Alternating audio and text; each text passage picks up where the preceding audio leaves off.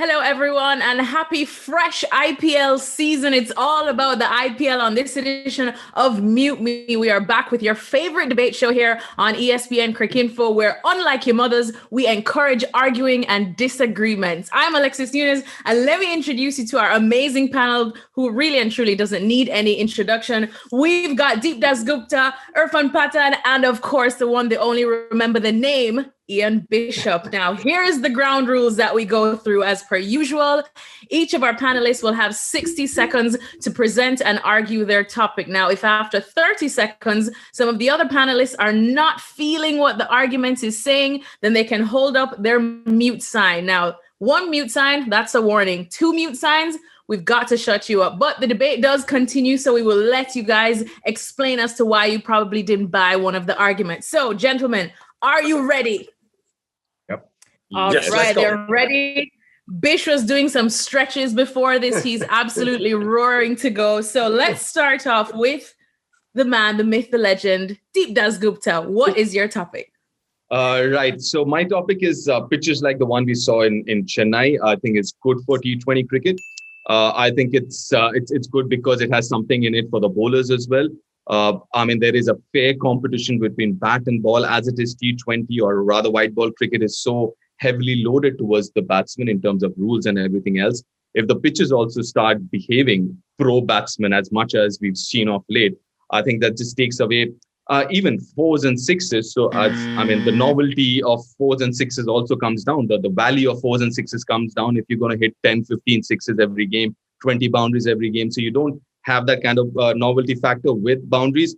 And secondly, I think even for batsmen, I think it's very important to have that skill set to not just put your foot down the track and hit through the line. You should also have have skill sets of managing different conditions and just a little more kind of skill than just, like I said, just hitting through the line. Well, I guess that's that.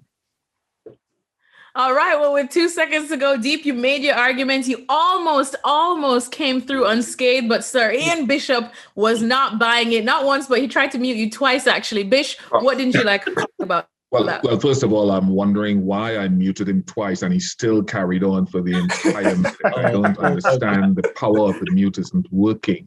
Now, I think Deep is talking from a player's point of view and what is good from a player's perspective in terms of the balance between bat and ball. I was on Twitter today and I saw someone complaining that the highlights package for that very game was only 6 minutes long simply because there weren't enough fours and sixes in the highlights package. And if you ask the crowd, Mr. Dasgupta, and the viewership what they want to see, do they want to see singles here, twos there, or do they want to see the ball flying all over the boundary like Sanju Samson, KL Rahul, Deepak Huda, etc.?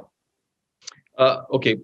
For my argument for that is it's fine right now. But if it goes on like that, 200 every game, then it wouldn't matter, right? If a 4 and a 6 won't be an event anymore. But again, that's a former player's perspective. Let's ask the viewers and the spectators what they want to see day in, day out. Why don't we let Sir Bish come in with his topic? Bish, what is your topic?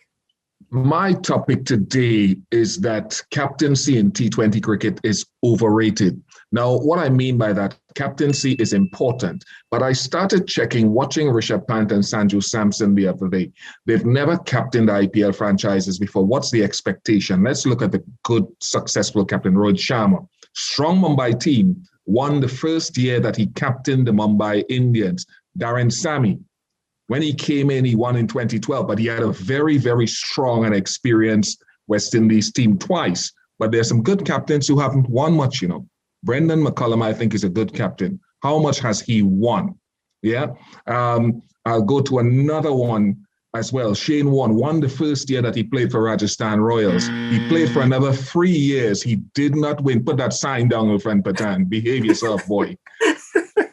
So I'm saying that captaincy is important, but I think sometimes we can make it out to be more than what it is.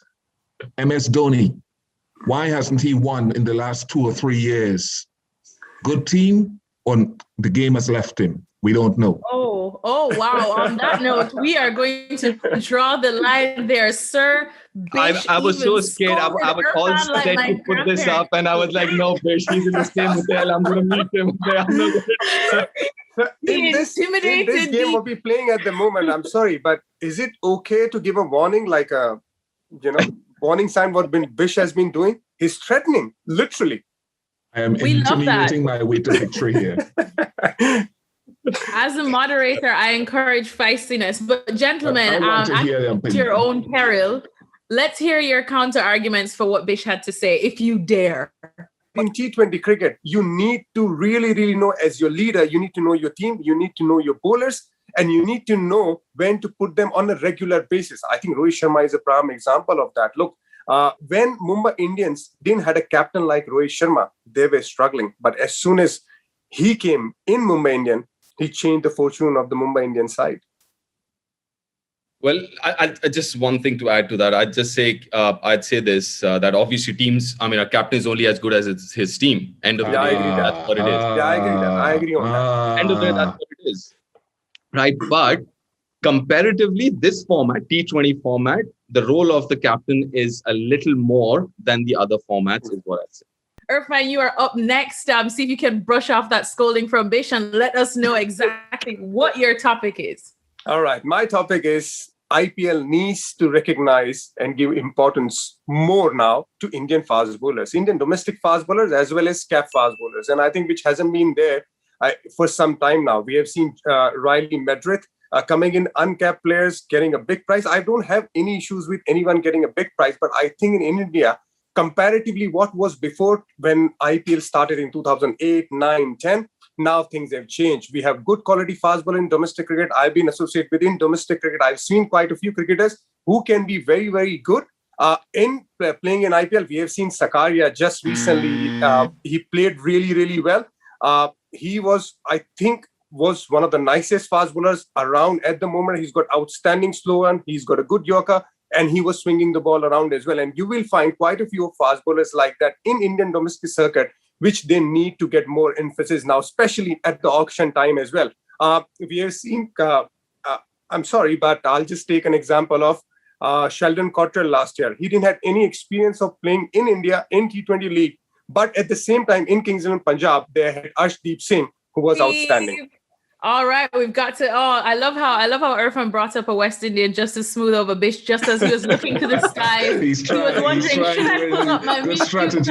Good captaincy. A very good strategy. I saw Bish looking to the heavens again, saying, "Should I mute him?" And then he heard Sheldon Cottrell, and he was like, "Carry on." But Deep Dasgupta, you had no love for your countryman's argument. You held up your mute sign proudly. Yeah, no, I agree to a certain extent what Irfan is saying, but principally, listen, it's market forces. You can't really, end of the day, I would love to see all the Indian fast bowlers getting the same kind of money that Meredith had got or Jai Richardson have got. I would love to see that. But end of the day, it's a free market. It's about demand and supply. And I think it's a little more deep-rooted. It's not as superficial as it sounds, because end of the day, if you look at that coaching staff or people who are sitting there or taking those calls and not Indians per se, right? A lot of them are overseas coaches and all. So there, I think the root cause is from there. That is my point as well. Deep rightly mentioned. Then, if this is an Indian Premier League where 7 of your 11 members will be mostly Indian, you can actually have more of Indian fast bowlers coming into the rank, which is coming up, which is happening right now. But in terms of the value which they get, I think it's very, very less. They can get much more better value.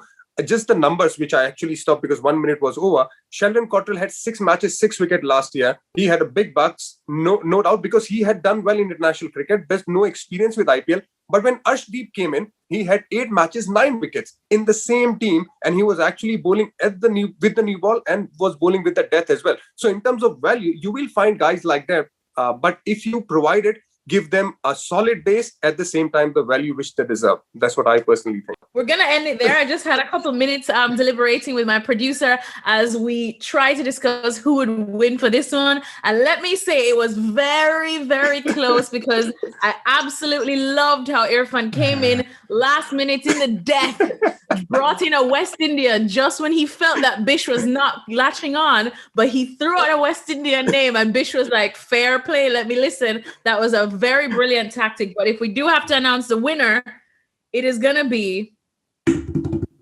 one of the undisputed champions already of Mute Me, Ian Bishop, once again, because my man absolutely dared to bring in MS Dhoni and he did not even bat an eyelash. Brilliant point, Bish. You had me even thinking, do we need captains anymore in T20 cricket? Can we just throw Alexis out and maybe I will, you throw me out with Mumbai Indians, would I be able to lead them to a title? Maybe. So there you go. Congratulations to Sir Ian Bishop once again. Thanks so much to Irfan and to Deep and for everyone for watching. We're going to be here all season long for the IPL with plenty more topics to debate because things are just getting started. So see you on another edition of Mute Me.